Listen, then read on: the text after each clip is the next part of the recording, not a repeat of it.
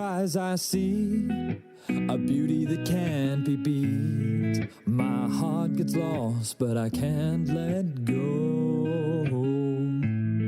Like a star, you always shine so bright, giving hope in the dead of night. I'll follow you wherever you may lead.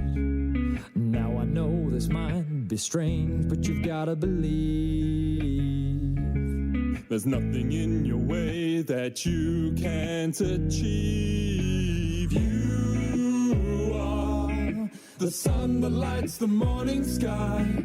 You are what gives us wings so we can fly.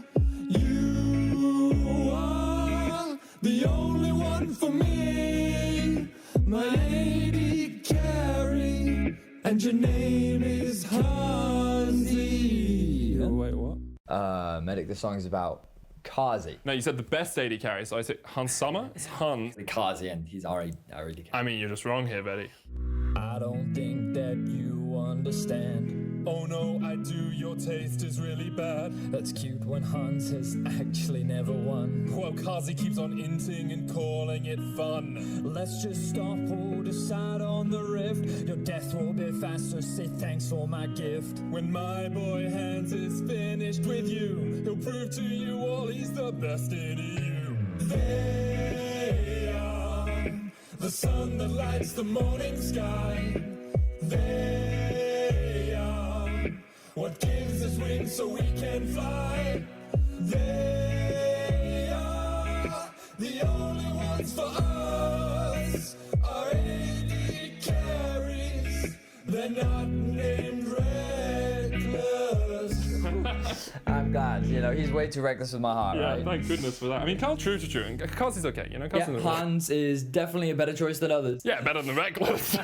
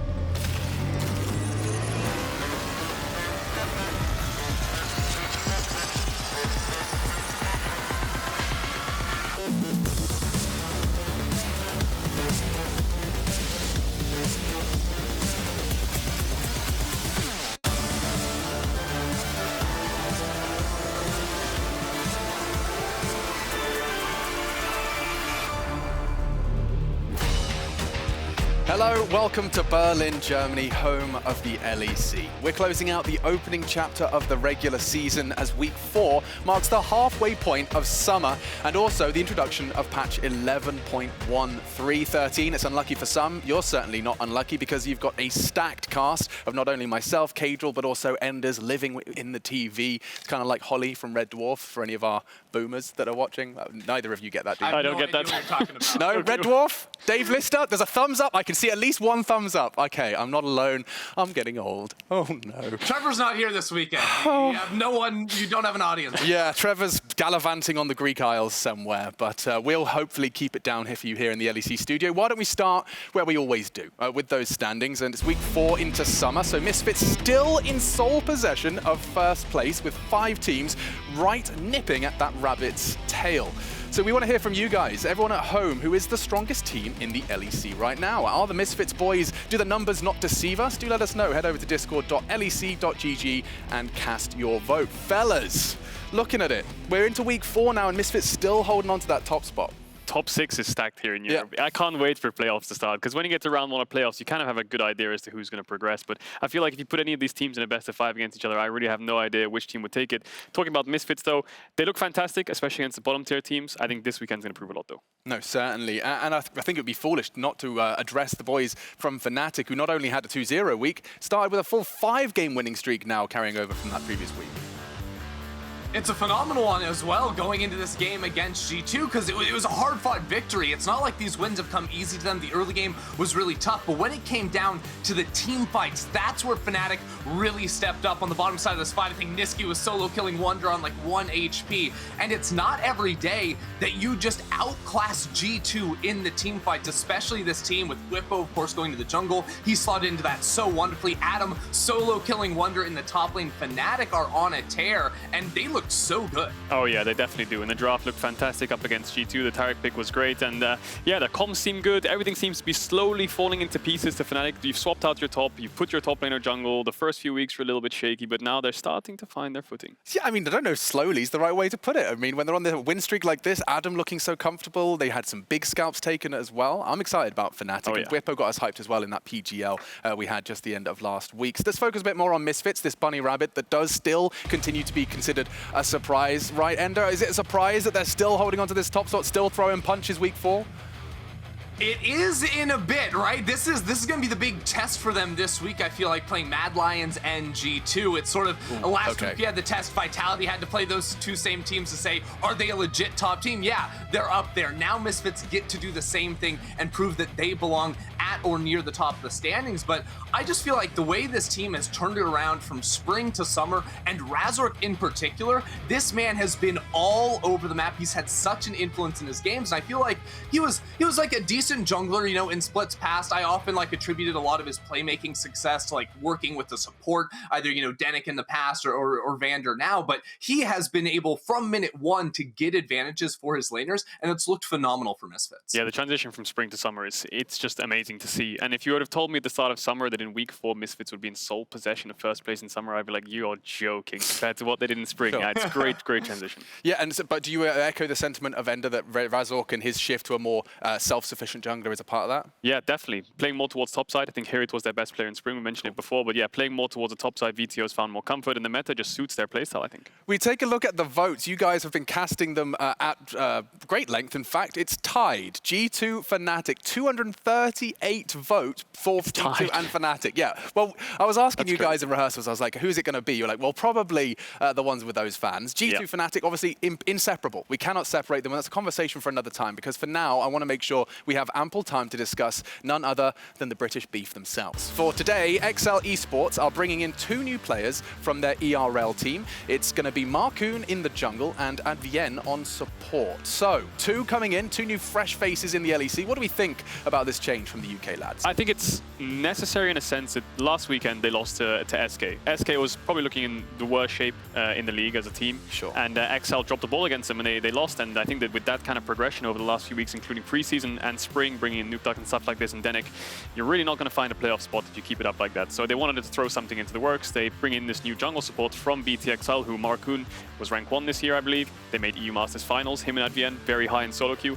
And if you're an LEC team and you're looking for a player, being very high in solo queue near rank 1 and also making EU Masters finals are 2 huge checkboxes to tick. Yeah, damn, okay. So just basically like in black and white, binary thinking, this is a replacement that they can fully vouch for. Yeah, and it's hard to kind of dig deep into why they're so successful in terms of like EU Masters, right? Because there's been a lot of NLC games, right? We haven't really been keeping our eyes on them this year, this split, especially in the NLC. So there's not much actual raw evidence to just point at. But if you look at it holistically at base achievements halfway through the year, I think they're definitely LEC caliber. Let's say candidate as well. Very well. Certainly. Ender, do you have anything to add to the discussion about these new 2 BT boys?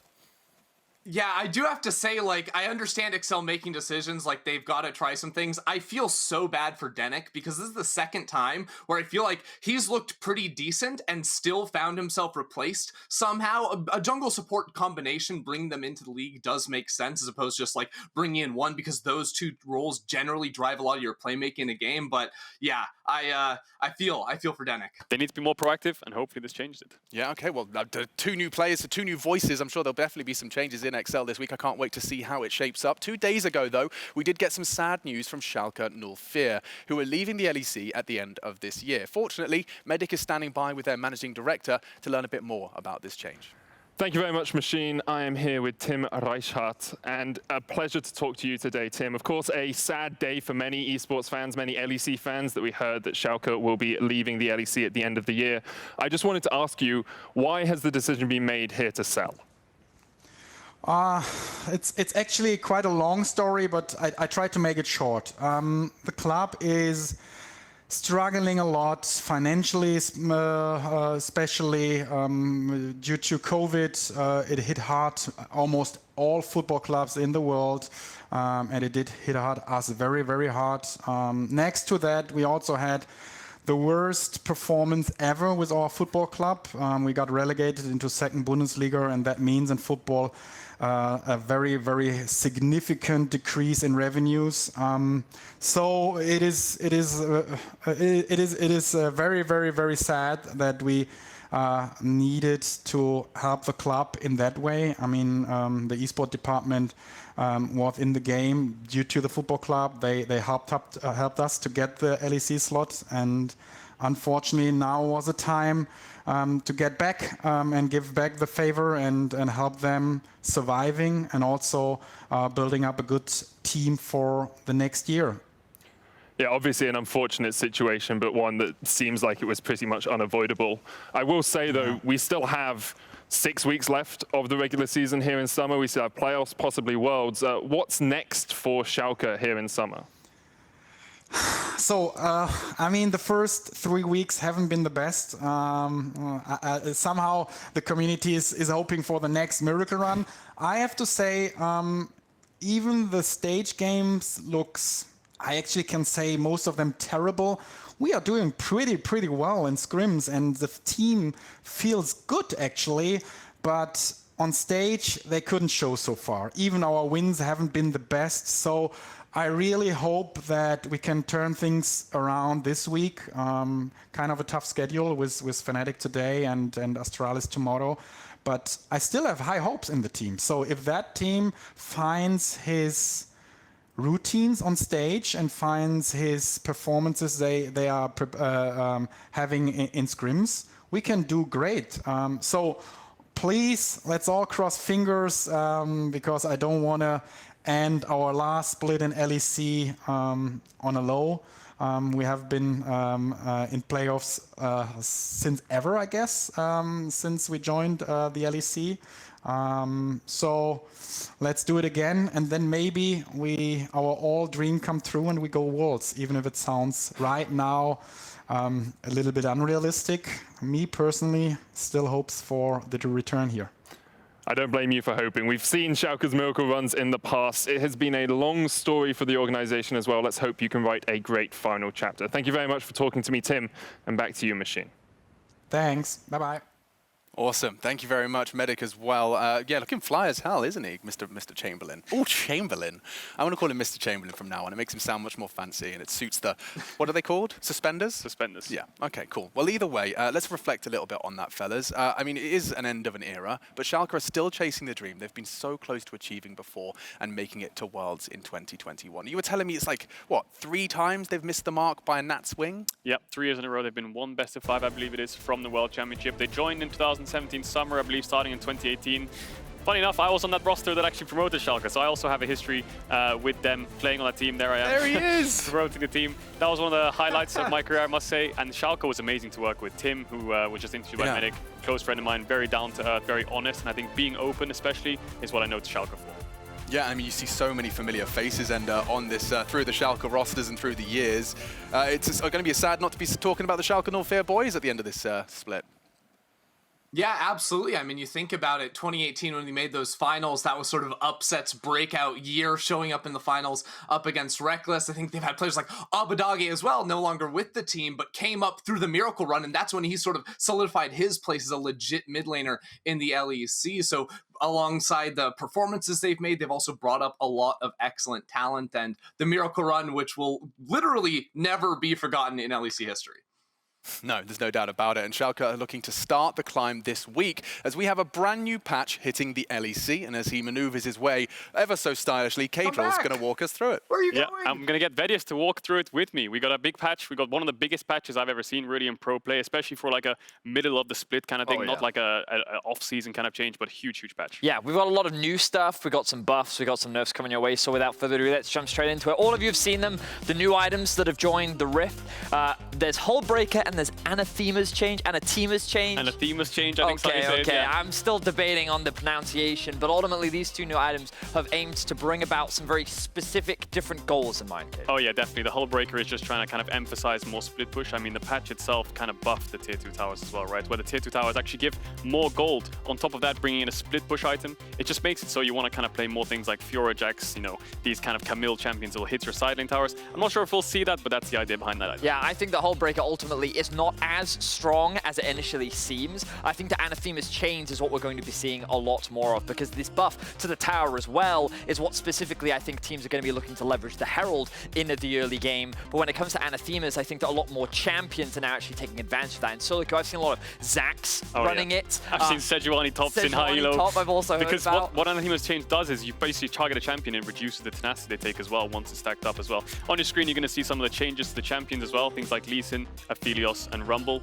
Some of them getting buffed, one of them getting kind of nerfed as well. I think we'll see changes onto these champions. But just going back to the final point of the towers, like we were discussing in rehearsal, teams like Rogue, once they get the Herald and they swap and they get this tier 1 top with all the plates, maybe they want to go for a tier 2 as well now because it gives more gold. Yeah, it certainly is. I think that like there are so many changes that when we look at how they all connect together, we're going to see a big shift in the champions and how that then directly relates to things like the swapping to the top. But when we look at these, like, do you think Rumble's dead now as a jungler? The problem with Rumble is now you can't really overheat level 1, I believe, with W. So starting on a solo buff and stuff like this can be a lot more difficult. You won't see Rumble starting W and kind of stacking it up to get the overheat. Now I think you're going to have to start Q and get a leash or start Raptors. It's going to hurt the champion a lot. I think the win rate decreased a lot as well because of the cooldown increase on W. So definitely really weak. Lee Sin as well also got nerfed. I think this is more targeted towards solo lane Lee Sin. The E cooldowns increase, which means you can't clear the waves as fast. We'll see if that affects Jungle Lee, still good. Jungle Lee still fine because you obviously max Q, you don't max E as much. Exactly. So those two champions slightly nerfed, Rumble more so. But then the one champion that's buffed is Aphelios. Got buffs to his passive, he's got buffs to his Qs in 11.12. He's been buffed a lot throughout the last couple of patches. I think he's very strong AD carry, scales really well, pairs super well with Thresh, and that's what we saw. And with a lot of melee champions in the meta as well, he just naturally fits well and does well against many of them. So perhaps we will see a little bit more of Aphelios. We saw a bit from Crown Shot last week.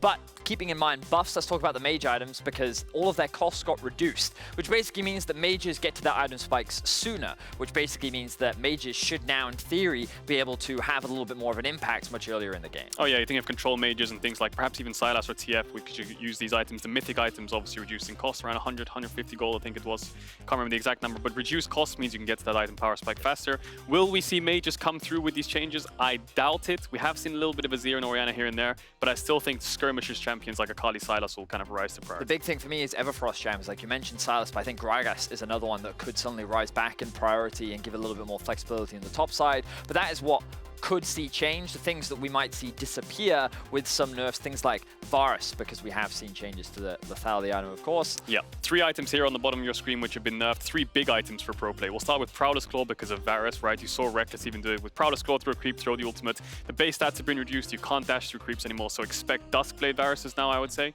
The other one's Stridebreaker. Stridebreaker got a big hit, but also a big buff to some champions, a very champion in mind. Still very strong, yeah. Nocturne's win rates in solo queue are through the roof in top jungle mid right now. If you're playing solo queue, just pick Nocturne every game. But champions like Renekton slightly hurt Darius. You know, you can't Stridebreaker forwards, the gap close, Gnar as well. So definitely affects some champions, but things like Nocturne are obviously stronger. And then finally, Shurelia's. Shurelia's was a really powerful item on the supportive engages, because if you're playing something like Karma and you Mantra E and Shurelia's, you can get the engage or pick someone off. What it used to do is give 60% move speed, which decayed over 2 seconds to 30%. Yep. Now it doesn't give 60%, it just gives a flat 30%. So 30% reduced on the initial cast means it's going to be harder to catch people out. That may mean we see a couple more Moonstone support items being prioritized as well. So if we see a Karma or Lulu, perhaps the Moonstone is a little bit more valued, but perhaps Enchanted supports disappear entirely. We'll have to wait and see. But besides the patch, there's also some great games coming up in the LEC, including our match of the week between Rogue and Mad Lions, a rematch of the Spring Finals.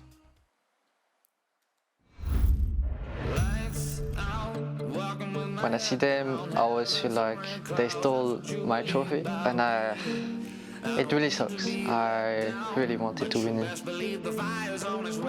Rogue was kind of always the rival team with us ever since we are in the LEC, because we are both the rookie teams, which were behind Fnatic and G2, but now the cards and tables have turned. Definitely when we play Mad Lions, everyone from our team is hungry for blood. both Rogue and Mad are willing to fight you. We know that their bot lanes are both hyper-aggressive. We know that their mid laners come from the same class. Their top laners are pretty consistent, and in particular, they're two of the best junglers in the league. They may very well be the two best junglers in the league. And overall, it's going to be a fantastic game.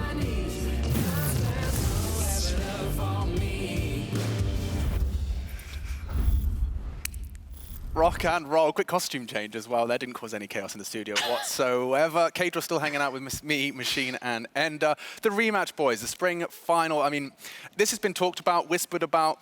It's been a big discussion, of course, of the previous season. A reverse sweep in League of Legends. Is this something I'm seeing a little bit more often? It's a European special reverse sweep. You know, last year at World it happened as well to Fnatic. So yeah, we don't talk about reverse sweeps. Reverse sweeps is a bit of a taboo subject in Europe, but let's talk a little bit about this one because these boys did go full 5 and a bit of a growing rivalry in the LEC Ender. It was such an insane series. Yeah, these two teams both sort of coming up at the same time. That was the big story. The new era, you know, we beat that dead horse straight into the ground. But these games were insane, right? You know, Rogue get out to an early start. Then even once Mad Lions start off the reverse sweep, that game 5, they're down, what, 7,000, 8,000 gold, somehow pieced together the perfect team fight around their inhibitor in the mid lane to turn that game around. It was such a beautiful one. I think this was actually the game-ending, game-winning fight for the Mad Lions here, but a phenomenal series to watch in a cast. Yeah, what a crazy series. The cast was awesome. It was so great to watch the reverse sweep happen. Mad Lions definitely deserved the point where they found something that worked for them, which was pure team fights. I mean, these teams have been going back and forth ever since they started in the LEC, so it's just such an exciting rivalry. Yeah, Ender, anything to add? Yeah, I'd just say too, like, the difference in style between the two teams, it couldn't be more profound, like, not just holistically, but also individual players. It's not like you have doppelgangers facing off against each other on opposite sides of the rift. No, it's super different styles in mid lane and jungle. Even the two best junglers in the league, very different ways they play the game too. So it's a clash of styles whenever they face off. So even though it feels like you guys have a bit of a leniency towards Rogue, the fact that Mad Lions had the mental to break them in the reverse sweep, I mean, is there a clear favorite between the two right now?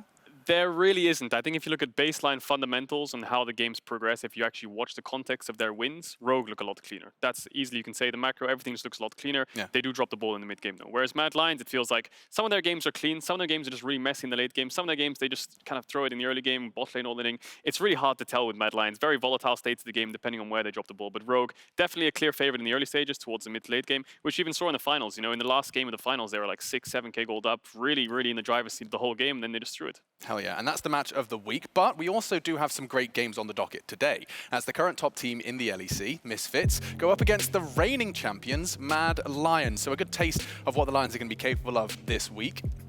My question to you boys, though, is will Misfits be able to keep hold of this top spot? I've asked it last week, and I'm going to have to ask it again, and I see a smile on your face. Ooh, it's such a hype matchup too. Misfits having Mad Lions today, G2 tomorrow. I feel like Misfits can do it, right? Like Mad Lions, G2 have both shown some cracks here and there. Misfits the same, but like these are matchups that are winnable. These are very competitive games, and if Misfits go 2-0 this weekend, well, people might need to start changing their votes away from Fnatic and G2 as the top teams in the league. Yeah, I mean, how often can Misfits keep getting these 2-0 weeks before we start expecting it of them? I think that Misfits, we've always just regarded them as a streaky team. You know, they get win streaks, they get lose streaks, and everyone's basically waiting for Misfits to drop the ball and go on that lose streak. We'll see if it happens. If they take down Mad and G2 this weekend and go 2-0, I think there's an undisputed best of one king in the LEC right now in the regular split. Best of one king. I see that caveat you snuck in there. I see that. Best of fives are a whole different beast. All right, Vitality, however, we're focusing on them as well because they pulled off a convincing 2-0 last week, and Ashley Kang caught up with their assistant coach before today's game versus Astralis.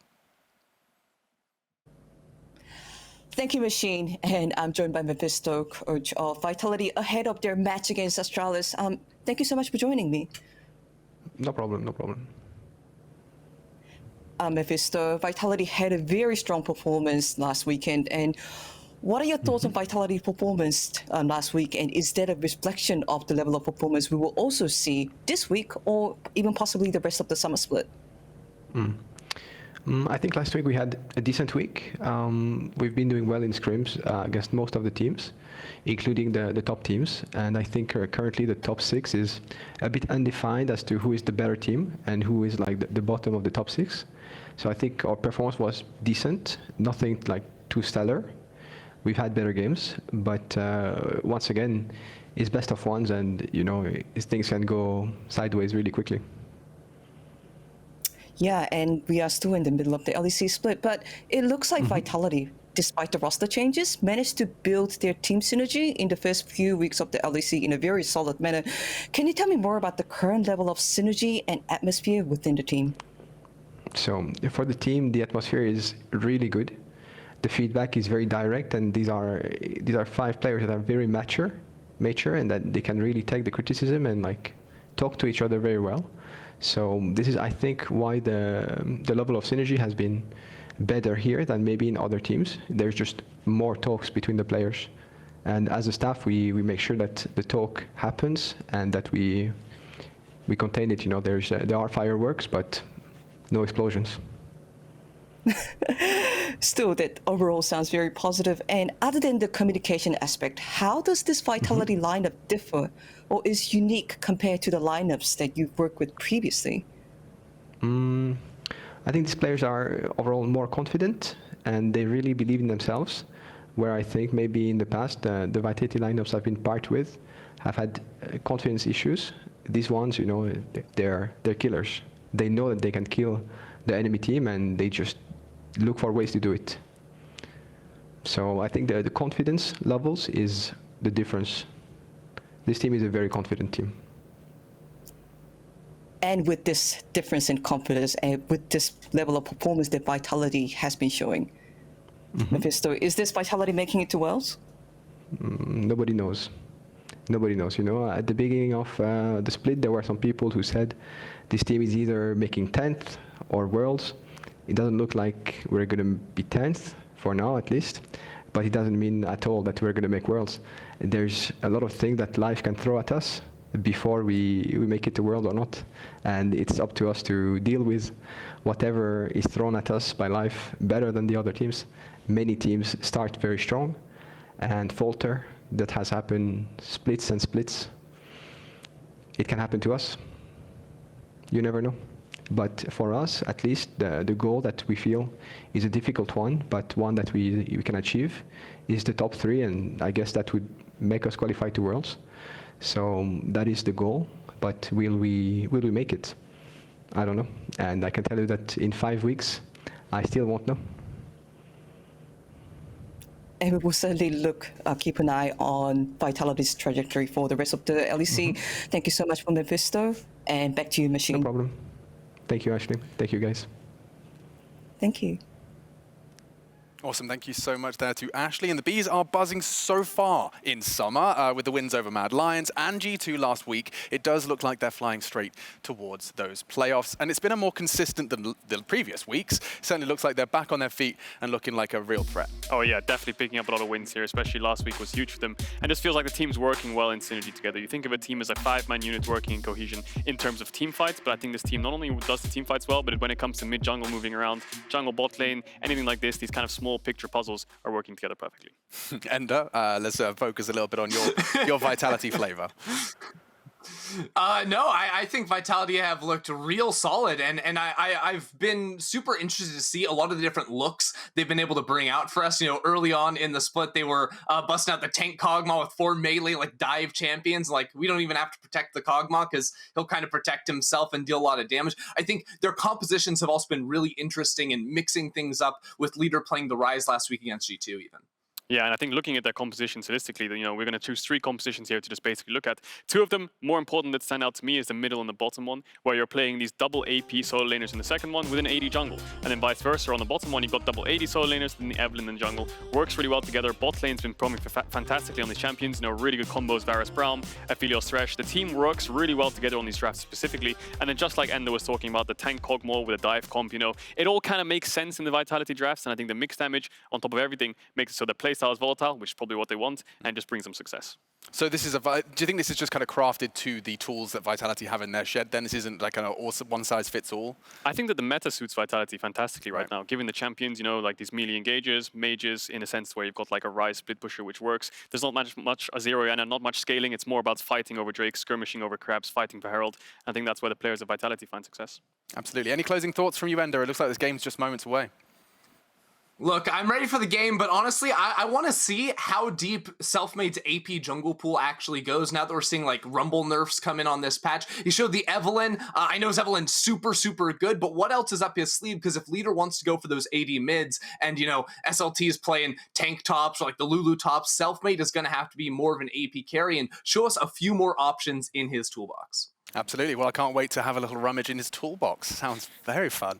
Either way, let's go ahead and get this one started because a clear top 6 is starting to take shape in the LEC. And with the halfway mark quickly approaching, teams like Astralis need to hurry up and pull up their socks. Let's pass it over to no strangers to a good sock game. It's Medi and Vedi.